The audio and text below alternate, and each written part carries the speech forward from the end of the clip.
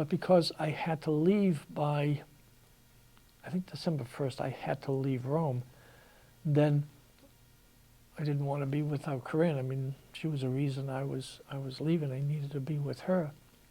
So we went to the town hall, City Hall, which is, if anyone's been to Italy, it's in the via Piazza Venezia, which is in the center of Rome, the Piazza Venezia. It says all roads lead to Rome. Well, everything starts at the Piazza Venezia. So when you are 100 miles outside of Rome, that 100 miles means 100 miles from the Piazza Venezia. If you happen to be in France and it says it's 500 kilometers to Rome, it's 500 to Piazza Venezia. And there in the Piazza Venezia, which is a little distance, maybe a couple of miles away from the Vatican, is the Tomb for the Unknown Soldier. It's also where the circus is and so forth. But there's also City Hall. And so Corinne and I went there on a Thursday afternoon at 12 o'clock. We had an appointment with one of the magistrates. So we went in to this magistrate, little fat little guy who was sitting down with this big, big book in front of him. And we said, we want to get married. So we looked in his book. And now this is in November 17th. And I had to start my new job December 1st. I had to be out of Italy, but my new job that I had got was starting December 1st. So the fellow said, well, you're stranieri. Stranieri, mean you're foreigners. Both of us were foreigners. Neither of us were Italian. So he said, you have to wait 6 months. I said, I can't wait 6 months. I have to leave. And I made this major decision because I wanted to be with this woman.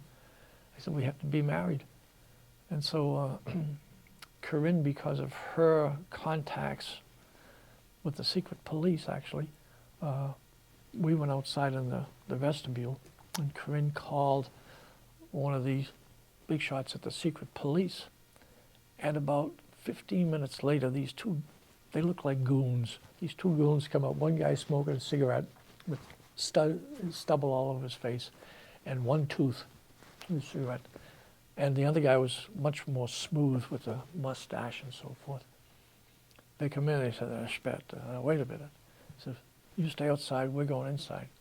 So the big guy stayed outside with us, and the guy with the little mustache went inside, and he came out a couple of minutes later, and he said, looked at his watch, and it was about, at that time, it was perhaps about 20 past 12. He said, can you be back here at 3 o'clock? If you can, then you can get married at 3 o'clock because there's an opening.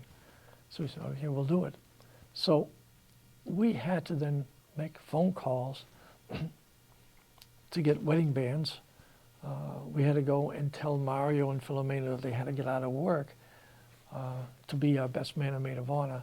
And we had to go back to Corinne's apartment and get the clothes and change and so forth. And I remember here I am in Italy, and I had a cup of Campbell's tomato soup, and then got changed into a suit myself, and then went back to the Campidoglio, to the City Hall, and we were married there on November 17th.